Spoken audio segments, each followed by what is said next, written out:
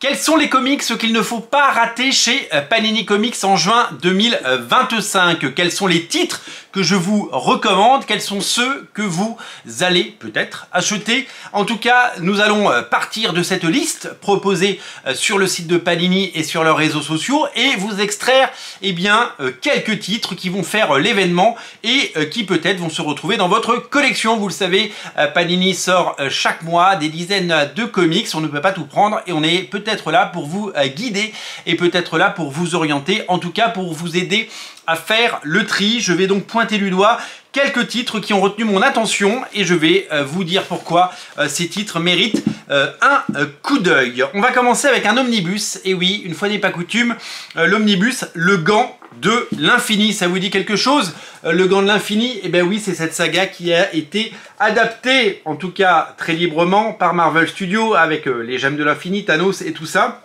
Les Gemmes de l'Infini et Thanos, à la base, c'était un récit complet Marvel qui s'appelait Thanos, tout simplement. En anglais, ça s'appelait Thanos Quest. C'était signé par Jim Starlin et Ron Lim.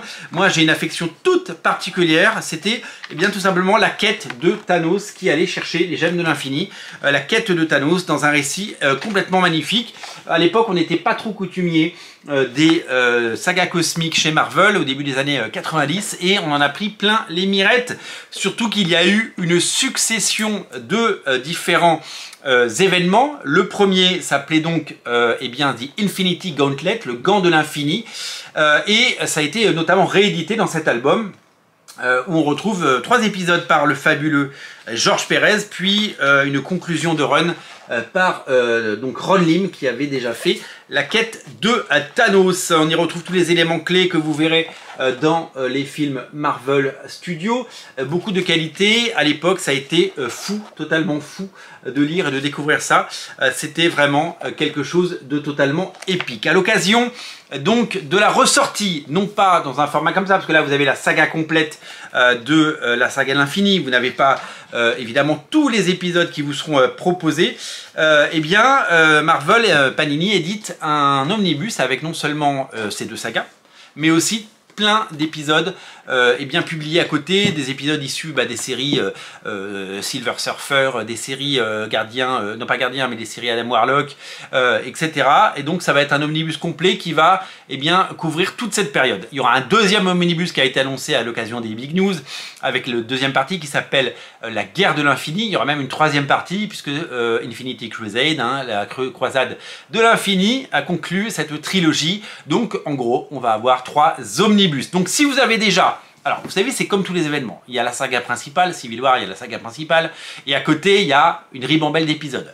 Vous pouvez ne lire que la saga principale, donc vous pouvez lire ces 2 albums. Je ne sais pas s'ils sont encore disponibles, mais en tout cas, moi j'ai la chance de les avoir. Mais sinon, si vous voulez, comme n'importe quel complétiste qui se respecte, avoir l'ensemble des bouquins, vous pouvez clairement aller sur l'omnibus. Il arrive dans quelques jours.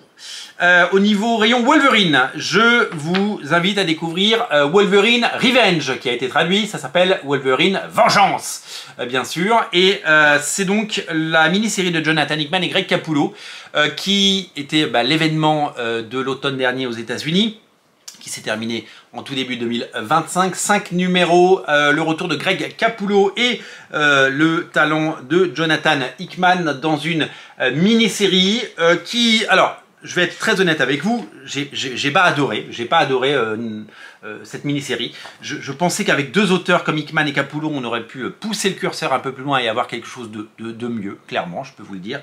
Je m'attendais à quelque chose de mieux. Mais ça reste un événement et ça reste un grand nom. Et bien que j'ai les versions classiques et red band du comics, j'ai quand même envie de la voir en album. Voilà, j'ai quand même envie de la voir en album pour pouvoir la voir parce que ça reste du Greg Capullo et un bel album de Capullo, ça fait envie. Alors, il y a 3 éditions qui sont prévues. La première édition, c'est une édition en 100%. Donc vous connaissez le format 100%, c'est le format normal. Et là, vous avez la saga normale. Vous avez la saga publiée dans ces pages-là. De l'autre côté, vous allez avoir et vous allez découvrir la version prestige noir et blanc, donc 8 formats agrandis, dos toilé et les dessins de Greg Capullo. Celle-là, elle me fait de l'œil parce que d'abord, j'ai pas d'équivalent en version originale et avoir les dessins de Greg Capullo, c'est comme pour la cour des hiboux, c'est quand même chouette en noir et blanc. Et puis la version Red Band qui sort en fascicule dans un coffret.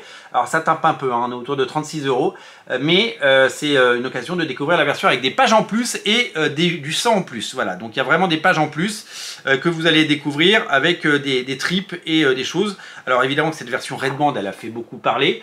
Moi, je vous en ai dit tout le bien que j'en pensais. Voilà, donc 3 éditions, choisissez celle que vous voulez.